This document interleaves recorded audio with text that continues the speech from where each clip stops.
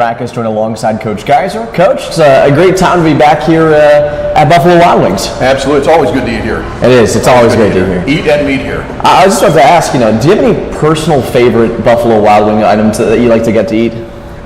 Well, you got to go with wings. Okay, that's true. That's true. You got to go with wings if you go here, and I'm not a hot wings guy. More like a barbecue, maybe a little bit of zesty, that sort of thing. However, though, we did say that if you end up winning the conference championship, we might do the Blazing Challenge. I did agree to do that. Yeah, so we'll do it together. We'll do it together, but definitely not the whole thing, because I actually been watching videos recently about the Blazing Challenge to see what it's like, and people are like, they're saying it's one of the toughest things I've ever had to eat. So I haven't had a chance to look at that. I've been a little busy. I figured you've been busy. Yeah. But speaking of being busy, this past weekend, homecoming, 101st celebration, you guys able to take down Thomas More 38-14. Your thoughts on that game? I thought the guys came out fast once again, and really we were up 2 or 3 scores before they had a chance to catch their breath. So total team effort once again, all 3 phases. Coaches did a great job. Players were excited to be back home again and playing in front of our fans and alumni and boosters. So it was a good day to be an Eagle. Yeah, I want to say a fun thing that I've been noticing this year with the changes to the parking lot outside and those being redone just outside the stadium. I feel like I'm seeing a lot more tailgaters this year as well, and really bringing that atmosphere into the stadium. You know what I'm going to say? I don't really notice. Exactly. It's great. It's great if there is. It's of great course. If there is. I know in years past we've had tailgating since we moved the football back on campus. It's been great.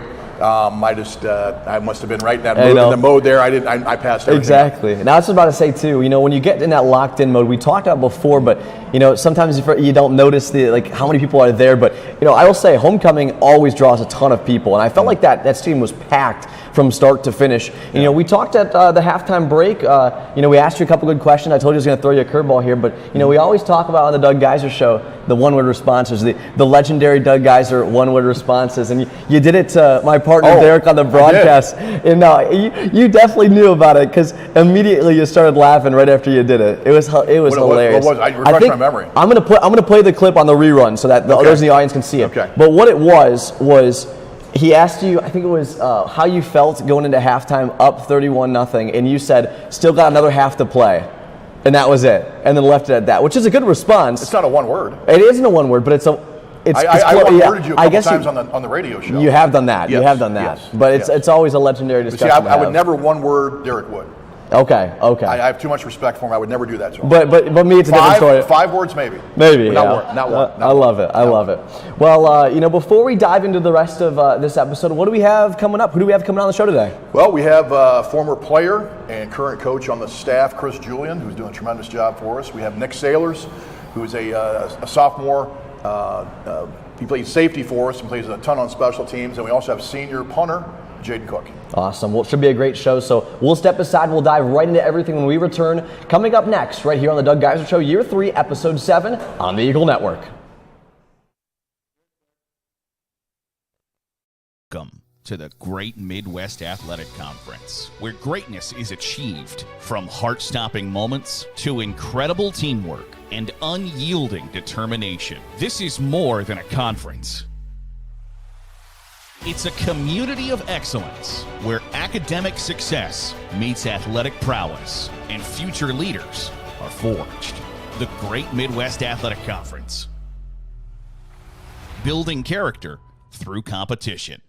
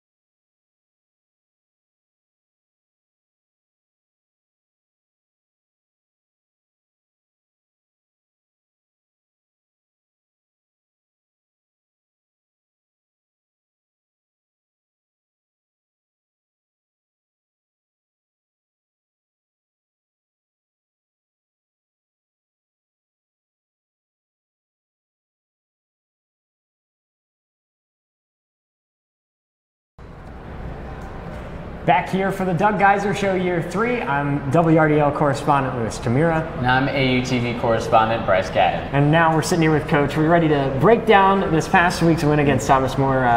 You ready? I'm ready. We're ready. Let's go. Let's start it off. Obviously, Cam Blair had another solid performance, but I want to talk about Jonathan Merrimee to start it off. He had a solid game. What are your thoughts on his day overall? Well, we got some very talented guys in our room. John's just one of many. And they've all had opportunities to step up and make plays this fall. Saturday just happened to be John's day, and we were able to find him on some crossing routes, some deep routes, and he was definitely able to turn those into some explosive plays. Yeah, absolutely. And you guys have been able to run the ball really well the past couple of games. Were you satisfied with the 150 yards on the ground with also those 3 rushing touchdowns? It was a good start. We were efficient. Our efficiency has really improved the last 3 weeks. And just a matter of continue to build on that and be consistent from week to week. So it was good, knowing especially the limited amount of plays we had. It was definitely solid, and it was definitely a big key to the game. And then Cam Blair only sacked 1 time. How has that offensive line group just grown as a whole each week by week? Well, it's just a matter of when you need to play together, all 5 guys need to play together, and then you kind of develop a synergy and get in sync. And that happens not only with the guys up front, but also with the running backs and the quarterback as well, so they know where the strong part of the pocket is going to be. So it's key, but it naturally happens when you don't have turnover and guys are playing side by side. They basically know each other's thoughts at that point, and that's when you get pretty good. Sweet. And then moving over to the defensive side of things here, you held their starter to only 34 yards before they eventually went with that quarterback change. How did that change your game plan defensively, if any way? It didn't really change much. They had played 2 quarterbacks previously, so we had a pretty good idea of what each one does. They're very, very similar skill sets, so it was a very seamless transition for Coach Rose. Absolutely. Oh, and then as far as Elijah Baldridge, sticking with that defense, with him only being like a sophomore and having 2 more years of eligibility, just talk about his development so far under your system defensively. He's done a tremendous job. Elijah's a 2-sport athlete, and so he's also a wrestler, a tremendous wrestler, and so he loses some training time as far as in the weight room, as far as with us. Originally, he came in, we moved him to the defensive interior. So he's a little more at ease, a little better spot this year playing defensive end size-wise. And when you have a guy opposite him by the name of Mike Shimmick, who attracts a lot of attention, you get a lot of one-on-one opportunities, and it's fun to watch Elisha play. He plays with a tremendous motor. He's almost like the Tasmanian devil out there, and it's fun to watch. And if you ever just want to, don't watch the ball during the game, watch him. Yeah. You'll be very, very entertained. Absolutely. We said his name a lot on the broadcast this week. Yes. Yep. And Cade mentioned it in the first segment, homecoming. How special was it for you guys to pick up such a big win in front of such a packed crowd in Jack Miller Stadium? Well, it's always nice to play well in front of your fans, and whether it's homecoming, whether it's not. But we know there's going to be usually a lot of former players are back. Friends of the program might only get a chance to see us in person 1 time during the year. So we know that going in there, and we just want to kind of show off for them, and the guys did a nice job. All right, and then rounding it off here, 93 points scored as a team in the past 2 weeks. What do you think has clicked? Well, it's kind of been a 3-pronged effort. It's not just the offense. You think about it. We've scored a couple times on special teams. You go back even to Hillsdale. We scored on defense. So it's kind of been all 3 phases working in tandem with each other, and you get the opportunity to keep piling on. You do it. Now, as coach, are you satisfied with your 3 sides right now? We're getting better. Absolutely. We're not where we need to be yet to accomplish our goals. We're getting better. Absolutely. All right. Yep. Thank you for sitting down with us, Coach. Appreciate it. We'll join you back here soon for more Doug Geiser Show right here on the Eagle Network. Budget, save, invest. A plan to help you make smart retirement choices today. Your future self will thank you. This ad has been provided by Donald M. Graham and Associates, where our dedicated team will help you meet life's complex financial challenges. Call today to schedule your visit at 1-800-322-6116. Securities and advisory services are offered through Commonwealth Financial Network, member FINRA SIPC.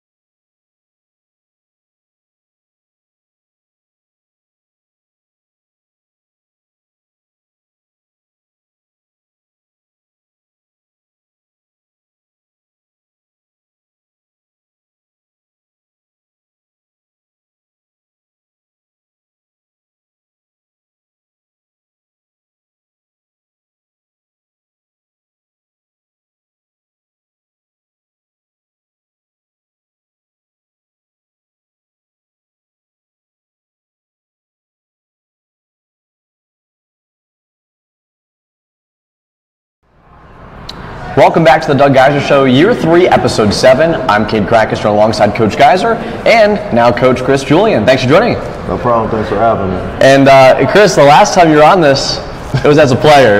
Yeah, man, 2 years ago. Exactly. So what's changed? How'd you end up in this role now as a member of the coaching staff? Actually, I was graduating from Ashland, made a move to go play football somewhere else, and after the fact, I just didn't know what I was doing. Reached out to Coach Geiser, and I actually asked him, like, hey, you know any high school coaches? So I get a high school job, and then he was like, I'll give you a call. So, yeah, ended up working out. That's awesome. So I really like it here. I'm glad he brought me back, and I appreciate him for it. Yeah, and before we kind of dive into the defense as a whole, what made you trust Coach Geiser and give a ring to him? You know, he was always a guy who had faith in me. And, you know, I think faith and loyalty is everything. So, yeah, you know, he's always somebody I can look up to, and, you know, I know he's going to have my back. So, it's awesome. And Coach Geiser, what made you decide, hey, I'll give Chris a ring back and actually respond to his message? You know what? When he graduated from Ashland, he actually helped us that spring after, if you remember that. And you could just see he had a great connection with our young players. He had a great ability to communicate with them, speak their language, and to teach. And so that always stuck in the back of my mind. And I believe we actually talked a little bit too that, hey, think about coaching. You might have a good future in coaching based on what I saw.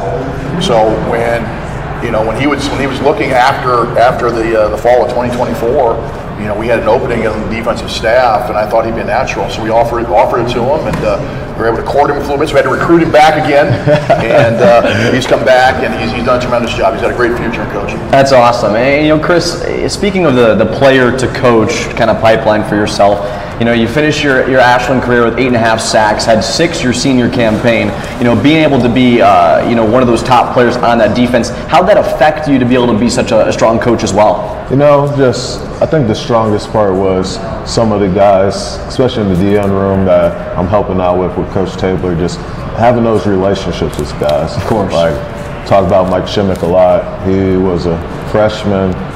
My later years at Ashland, I got to mentor him. Yeah. He's kind of like a brother to me. So, you know, just being able to help out and develop those young guys mean a lot to me, and just having those relationships. So. Yeah, and through the first couple of weeks of the season now, what have you seen from the defensive side of the ball? You know, flying around. I like seeing it, especially just seeing guys I played with, young guys that are trying to prove themselves, just flying to the ball, making names for themselves. Just love to see it. And I love coaching them too. You know, D-line room and special teams, so it's very nice to have. Yeah, and Coach Geiser, what have you seen from Coach Julian so far in his time as a coach? You know, he's taken the attitude of, you know, whatever needs to be done. And you know, as a young coach, you challenge guys. You know, find something you can make yourself indispensable. And he's stepped right into the role of not only coaching the defensive ends, he's picked up special teams. You know, in fact, we're watching former tape of a player, Chris Julian, today. We're watching old punt tape against Ohio Dominican, but just seeing him, you know, seeing his work ethic, and it didn't surprise me, because I remember as a you know, when he was a player, you would always see him in odd hours of the day out on Jack Miller Stadium, just really refining his craft. So I knew the work ethic was there. He's carried it over to the coaching realm as well, and we're very, very happy with his addition. Yeah, and Chris, I got to ask too. You know, going back to that coaching side of things, you know, being a player before, is there a weird aspect to that at all, where you were once kind of a colleague to these guys, you know, a player with them, and now you're like, hey, go get the water and stuff like that? Yeah, it's just a weird aspect of, like, I never knew what was talked behind the coach's part of it. You know, you're a player, you know, you just come to practice, give it all you got. Now send the meetings and with guys that have coached you, and it's just that perspective of it. You make you just laugh about it. All my old teammates like, how is it? Like, they always want to ask me about how it is, and like, what do coaches say about guys, and it's fun. But yeah, it's definitely weird sometimes. No, but you know, for sure, like, dang, did they talk about me like that? That's awesome. Well, and, you know, too, on a basis that might be a little bit different as well, but, you know, playing on homecoming is probably one thing. Coaching on it might be a little bit different. Was there at all a chance for you to maybe take in the atmosphere more as a coach? Yeah, it was interesting. You know, playing always gets excited. You know, playing for your alumni, guys who played before you, also the guys that were seniors when you were younger. Yeah. Just playing for those guys, and then you're as a coach.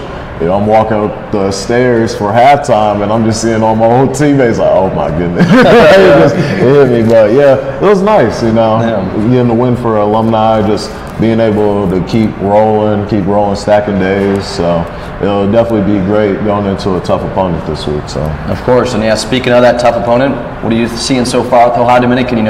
Playing them as a player, now coaching against them. What's the big difference with them? You know what you're going to get with ODU.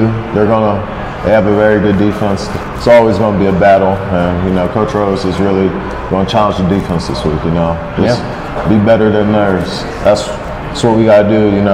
We're a very good defense. We're trying to be great. So it's just what you're going to get with them, and it's gonna be a fight. It's always a close game. So no doubt about it. Yeah, that's what Coach Geiser always says. Ohio Dominican, that's one you love to always focus on a team that's going to give you their best every single game. Well, Coach, I got to ask.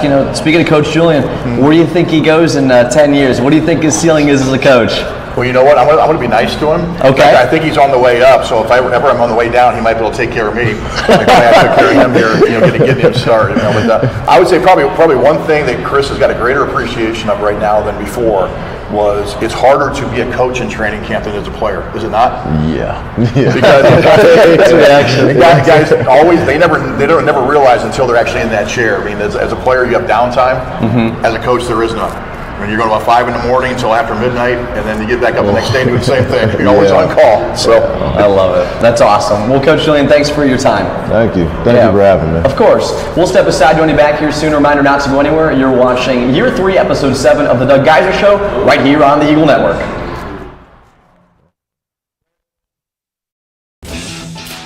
Need a construction team that can do it all?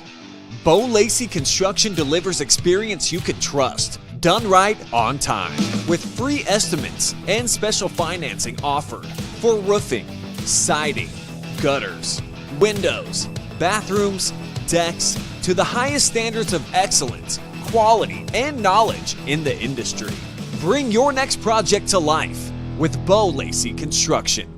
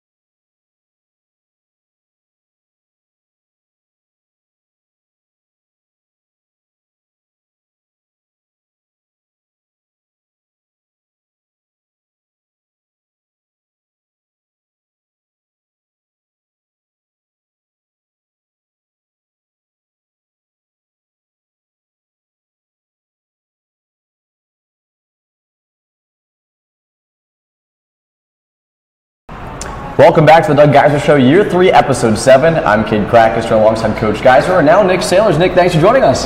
Thank you. Yeah, it's good to have you on here. Well, Coach, you said you had to let them know something here. Well, I was gonna commend him on his dress, coming to the show and really dressing up for the occasion tonight. So, but no, you're fine. You're fine. Well, Nick, let's talk about your game this past weekend against Thomas More to begin here. Really good showing for you. We're able to get a tackle for a loss alongside, getting the column in tackles with 4 on the game. How'd you feel your performance was against Thomas More? I thought it was really good. It's just a lot of watching film. We come together as DBs every Thursday night. We watch the game, as Coach Geiser likes to say, watch it through the same set of eyes, and we kind of find out like tendencies that the offense has, and it really helps watching that film, because they'll point out stuff that you won't see the first time, and then you'll watch it again, you'll see it, and you'll be like, oh, like that's there. So it's just really good to come together and just watch the tendencies and kind of figure them out. Yeah, and I think a nice thing too that Coach Geiser mentioned was kind of your journey going up towards the special team side of things and really getting involved on that end. Moving from defense to special team side of things, what's kind of your role on the special team side? I think it's just do your job. It's always the 111th. You're not always going to make the play on special teams, but you got to be in the right spot. And I think that's really just the big thing about special teams is you just got to be in the right spot and do your job when it comes down to it. Yeah. What do you like more, defense or special teams? Defense, for sure. Love it. Well, Coach Geiser, you talked about having Nick on the show today. I was really excited to hear kind of his discussion on how the year's gone so far. What's your personal impression of how Nick's been this year? I think he's taken the next step from last year. Coming in very, very unheralded. In a lot of respects, took off a year after high school. Didn't know when to play, right? Yeah. Went to school at another institution, missed the game, and came to Ashland. Not a lot of fanfare.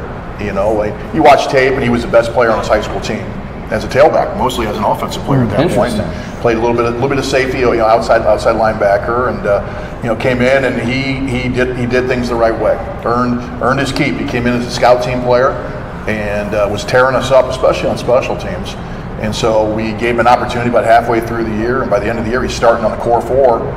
And he earned a scholarship by the end of that first fall, and very well deserved. And I think he's taking that next step here, going into his second year. Yeah, Nick, how do you keep a calm persona and keep that headspace right, especially when you're coming to a new program like Ashland and you're trying to really earn your keep?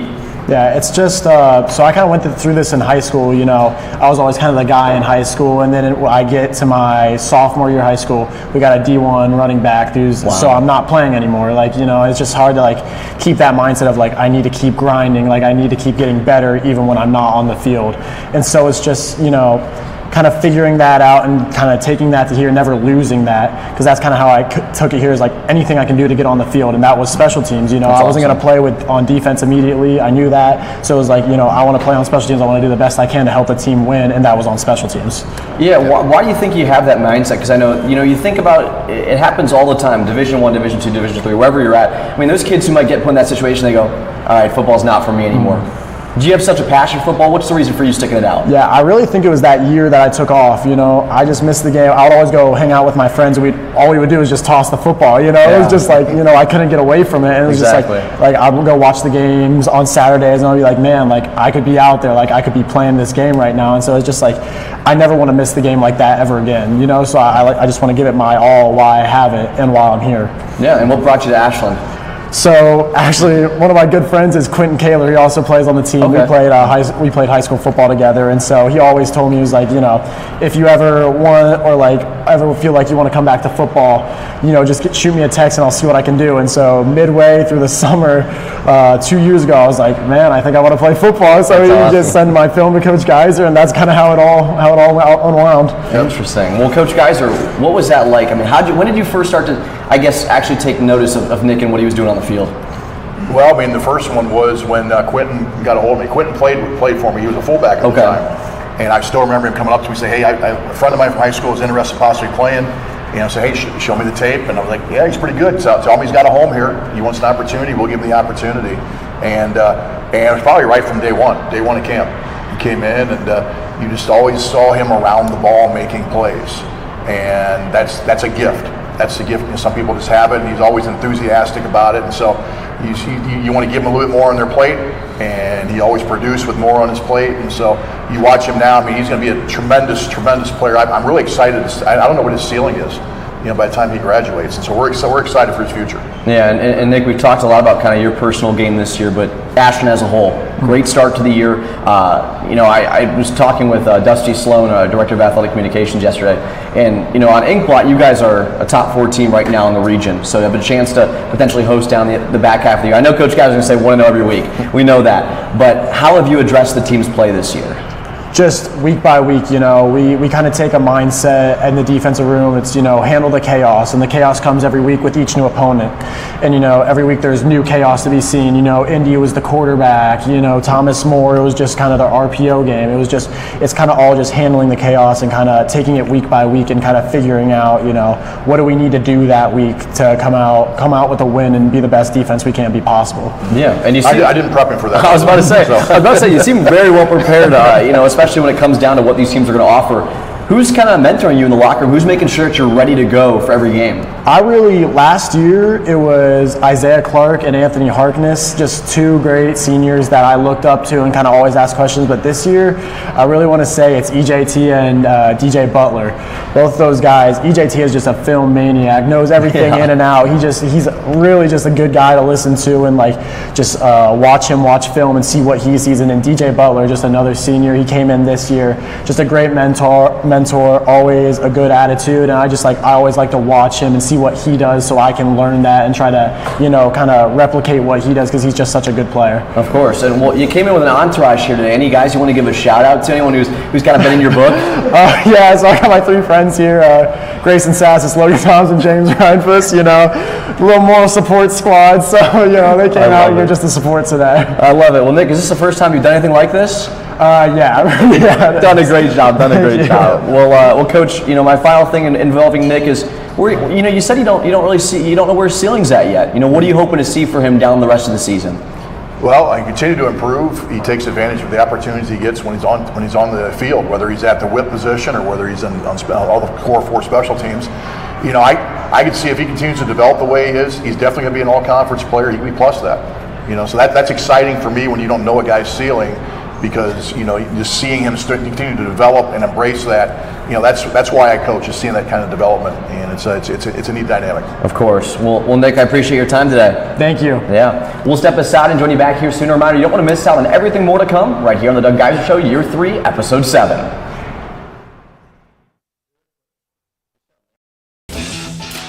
Need a construction team that can do it all? Bo Lacey Construction delivers experience you can trust, done right on time, with free estimates and special financing offered for roofing, siding, gutters, windows, bathrooms, decks, to the highest standards of excellence, quality, and knowledge in the industry. Bring your next project to life with Bo Lacey Construction.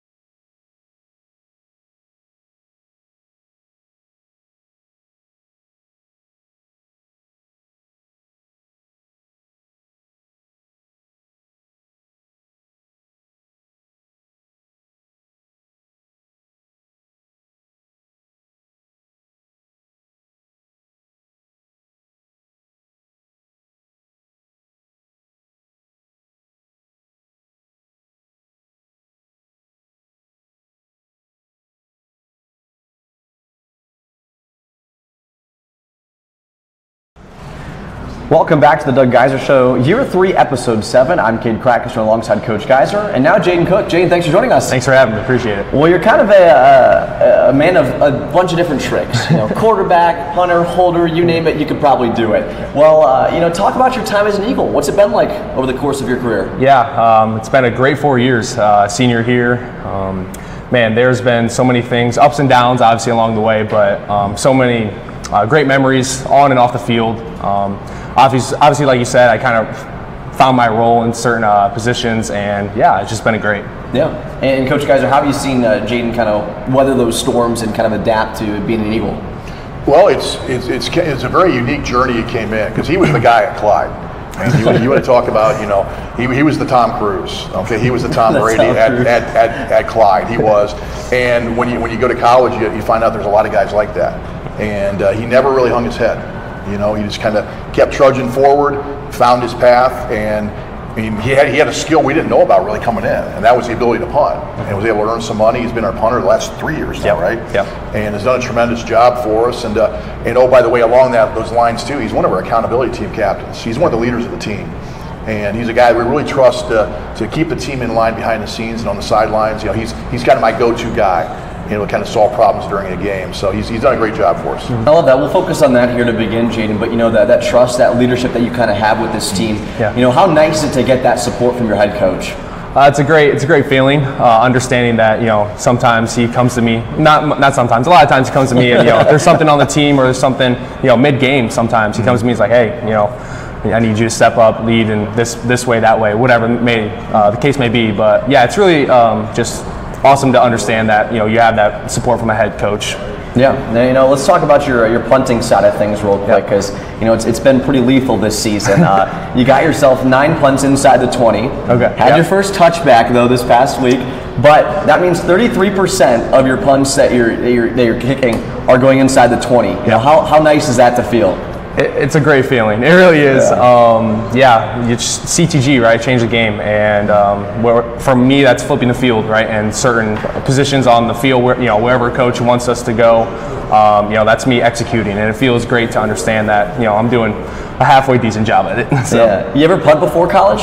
So I did. Yeah. Funny enough, we were talking before this, and I punted in high school. I had a very good punting coach in high school, Jerry Phillips. He kicked and punted at BG, and I started as a freshman, just doing it just cause. I was kind of on the sideline just hitting it. He was like, come work with me. So we got to work in the last 4 years of my high school career. He really bought into me and saw that I had something in me, and it was just great. So I knew that I had it. I didn't even know that we didn't even have a spread punt. We didn't even have a spread punt. Yeah, didn't have a spread punt when you came here. Interesting. It was always the offense on the field. Mm-hmm. Oh, I did. Yeah, we've talked about that. Yeah. And when is this the first year that's not the case, or when? No, this is the third year. When I took over as the head coach, we added the pro style punt, and we needed a guy, and it made it a lot easier knowing we had this guy. Exactly.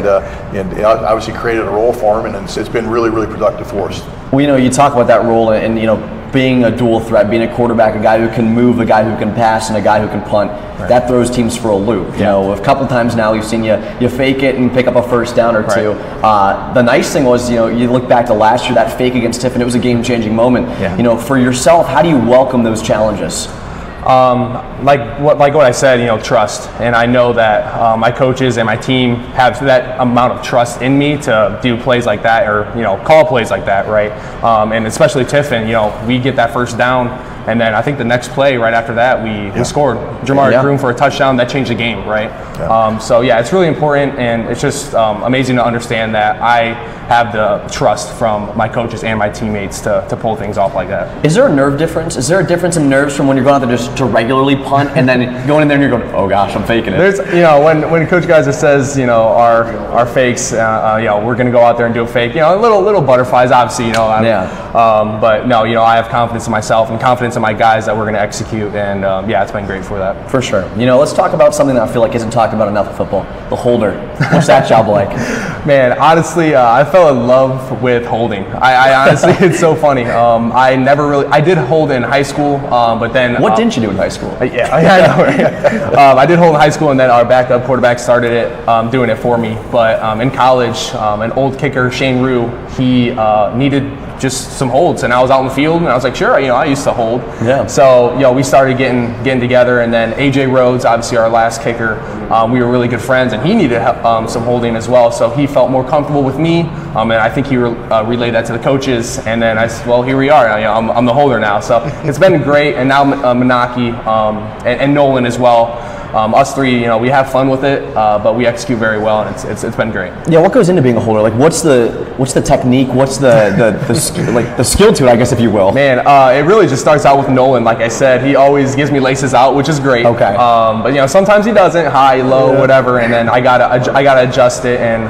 AJ likes the ball differently than Menaki. Interesting. So yeah, you have to play with it. It's very skillful, honestly, and I didn't really think about that until I got thrown into that position. So it's been fun. For sure. Coach Geiser, did you ever realize how skillful it needs to be a holder? No. Interesting. No, I did not. But here's what I know. I know whoever our kicker is comfortable with, it's who it has to be. That's the guy. So they're automatically traveling, even if they weren't considered before. Now, obviously, Jaden was, but that carries a lot of cachet with me. And if they're comfortable with it and they execute with it, fine by me. Right, for sure. Well, Jaden, on the sideline, I always look down and I'm always kind of scanning during a game, and I always see you headset on, and you're always very active. Doing the signals, doing whatever it is down there.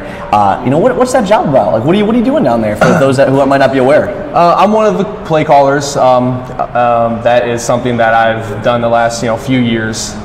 So I am one of the guys who calls the plays in for Cam. That's something that, again, I never really did. Yeah. That was just something I picked up, and Coach Stacy again trusted me with the play calling and play signals as well. We have a plethora of signals. You wouldn't even understand how many we need with all of our guys. But yeah, it's a great, again, another thing that I just kind of picked up and went with, and yeah. Yeah. How do you manage all those play calls? How do you remember all of them? I'm always curious about that. Signaling, you just gotta, we sit down and we make those signals for as easy as it can be to remember. So definitely, I go through the script. We get a script every week, just going through plays, and I sit down and kind of script out our plays with our formations and whatnot with play calling. So yeah, it's sometimes it's kind of nerve-wracking. Sometimes everyone's talking at once, and Coach Geiser knows about that, but. Yeah, it's cool. It's a really interesting thing, and yeah, I'm grateful to be in that position. You have like a cheat sheet just in case you forget one. Is that a thing? I have a backup, Drew Novak, right next to me. He's usually with me. Thankfully, I've never really had to use him, but he's always right next to me if I have a question. Or Garrett Turnbull, if we're mixed up on a play call, I always have to ask him. I get the signal pretty well. Yeah, for sure. Yeah. Well, my last question to you, Jaden, is your time as an Eagle. What has Ashland meant to you? Man, Ashland's meant a lot. I didn't really understand the importance of community, teamwork, and a great sense of camaraderie until I came to Ashland. I came through Clyde, great program, top to bottom academically and like football-wise. But Ashland is just different, and I think that is something that I will forever be grateful for. The coaches, the staff, to the community, to the just everything about Ashland.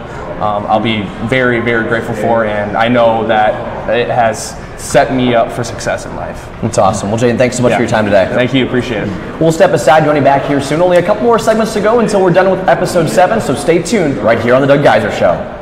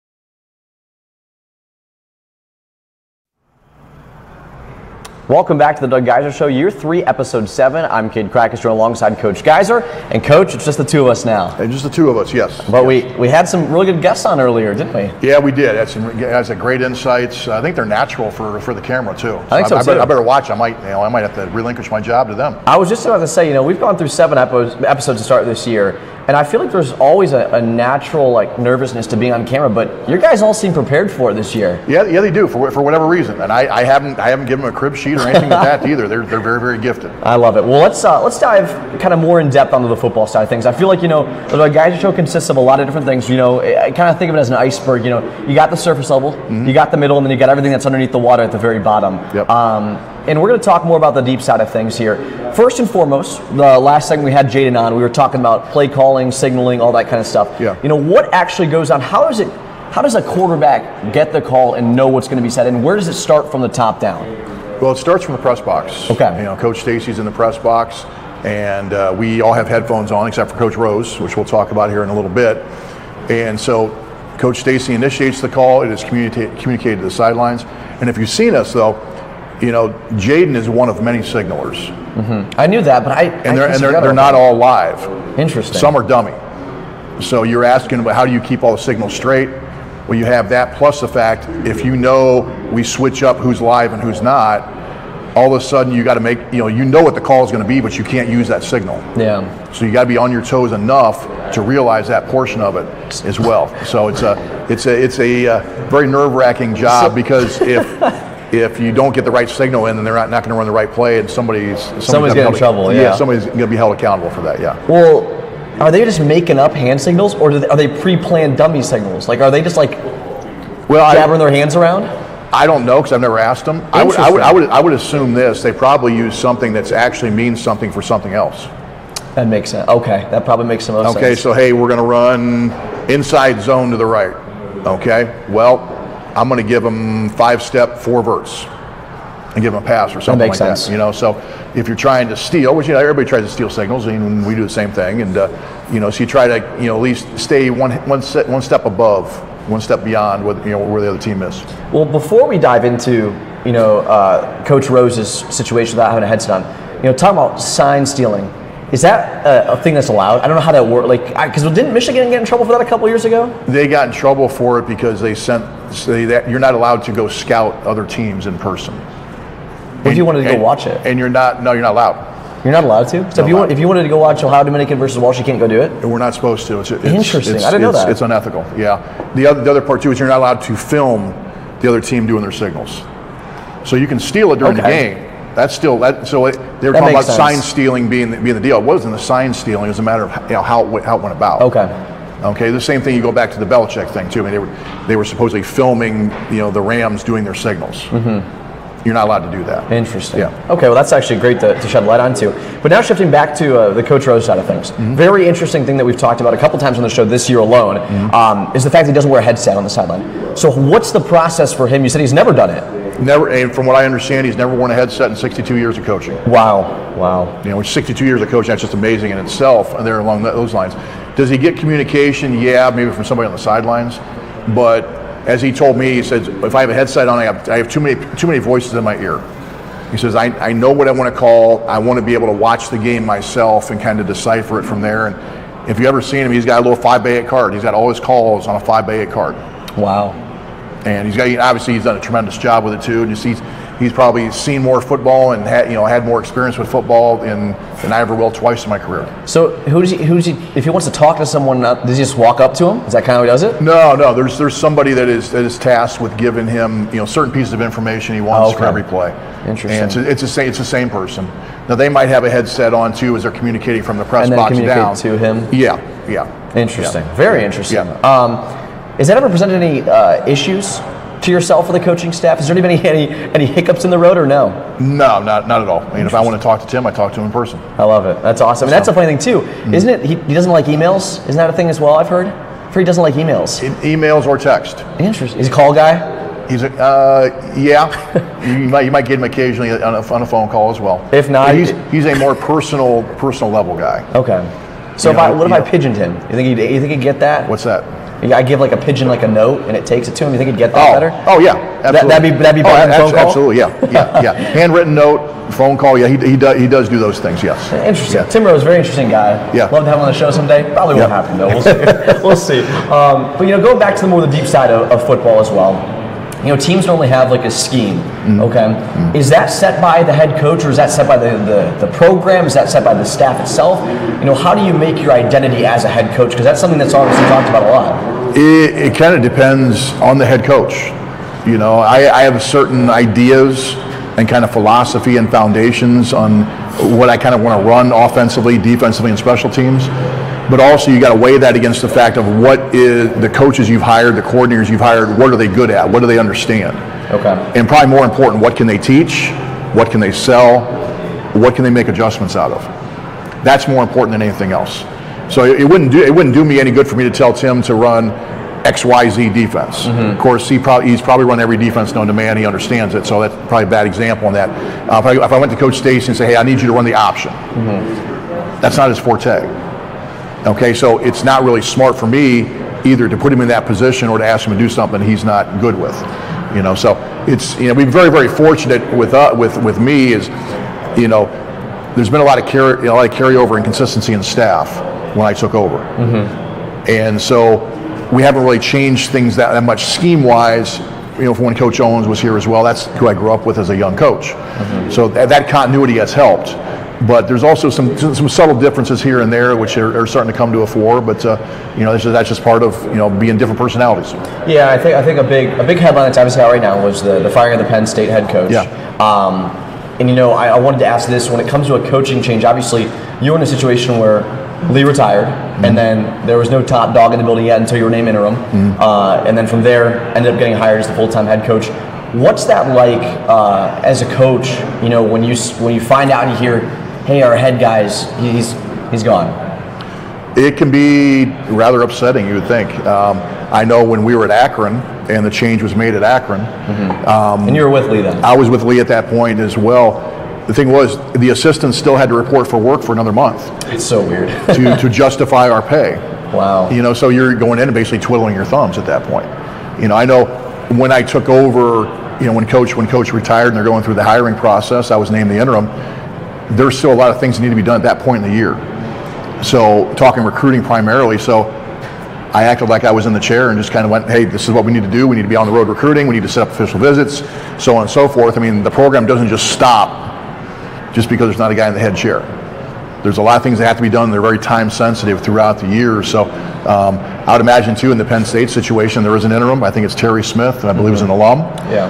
And they still got to go out and play. They're not going to cancel the season. Yeah. So he's very, very fortunate with his two coordinators he have. I know Jimmy Knowles personally. We're former college teammates, and he's still got to keep going and try to have some kind of standard of excellence every week and try to get that dub. Yeah, 100%. And Coach, any advice for any coaches out there? Anyone who's interested in being a coach? About these different things that you have to weather as a coach and be ready for. You got any advice for anyone out there? Really think about if it's something you want to do. Meaning this, it's a very rewarding career. But you need to understand if you are going to become a coach to make money, that's the wrong reason. That is the wrong reason. It is. It's got to be something that you have a passion for. There is a grind. And you got to kind of embrace the grind and all the preparation. Everybody sees the 2 or 3 hours that you're on game day on Saturdays. That's fun. There is nothing like it. But they don't see all the time you spend calling recruits, texting recruits, going to high school games, being on the road. Self-evaluation, spring ball practice, they don't see all that stuff. You've really got to embrace that if you want to be a coach. So that'd probably be my advice. Perfect, Coach. Well, thanks. Appreciate it. Absolutely. We'll step aside, join you back here soon. We're going to preview the game against Ohio Dominican coming up here soon, and then a wrap up today's show. Don't go anywhere. You're watching the Doug Geiser Show, Year 3, Episode 7.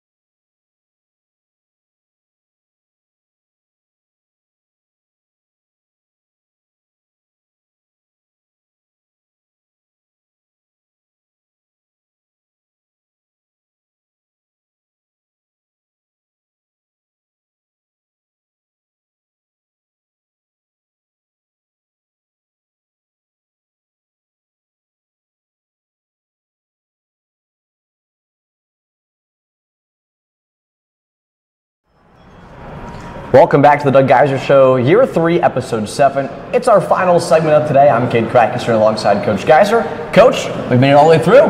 Made it all the way through. We're almost done. We're almost done for today. As I say, go 1-0 every week. We're focused on this episode. Then we'll get to next week's. But are we on the way to being 1-0? We are about to be 1-0. We're close to getting 1-0, but we got to get through this last segment. Talk about ODU. What do you see in this team? Well, any Kelly Cummings team, you know one thing about them. They are a really good defensive football team. They're well schooled in their philosophy. They're a 4-2-5. They are very physical up front. The guys understand the scheme. You can see it on tape. They're trying to execute the techniques that they are taught. And it's a very, very challenging defense to go against as an offensive football coach. Yeah, we always like to highlight some major players to be on the lookout for. I think it's always a fun thing, especially if someone's tuning in on Flow College to take a look at what's happening. What key players do they have that you've specifically noted? Well, if you look on the defensive side of the ball, Quentin Wagers, I believe the defensive end from Lebanon, is leading them in sacks. He got 5 sacks, which is tremendous at this point of the year. Yeah. That's 1 per game for them. So that's somebody we're definitely aware of. He's got a great feel for bending to the quarterback, very flexible in that respect, great motor, and a lot of length. So it's going to really challenge our tackles with that. You look inside too, the number 15, I believe the last name is Sharp, a tremendous player inside for them. You got a linebacker, last name of Hannah, is a tremendous player for their defense as well. They got a transfer from Toledo, Caden Holmes, as well as safety. So all 3 levels, they have really, really good football players. And it's going to really challenge our offense, and they'll have to be up to the challenge to be able to put some points on the board against this team. Yeah, no doubt too. And they started the year 2-0. Great start for them. They even took down Tiffin, one of the highly touted teams in the conference this year. And they've always kind of been. I feel like you guys and Tiffin have always kind of bashed for the conference championship over the past couple of seasons. That's a big win for them. And obviously too, they're coming off a win over Kentucky Wesleyan. At least on your end, we always talk about just going 1-0 every week and focusing on that. But it's definitely some momentum for them heading into this game. Yeah, absolutely. They're playing at home. They play different. They play different at home. Yeah. They play different at home. As you can tell, them taking down Tiffin earlier in the year, and Tiffin was coming off a very strong game against Ferris State. I think they played Ferris to their closest game in 2 years. Wow. So that was significant. That's a game that really catches your eye.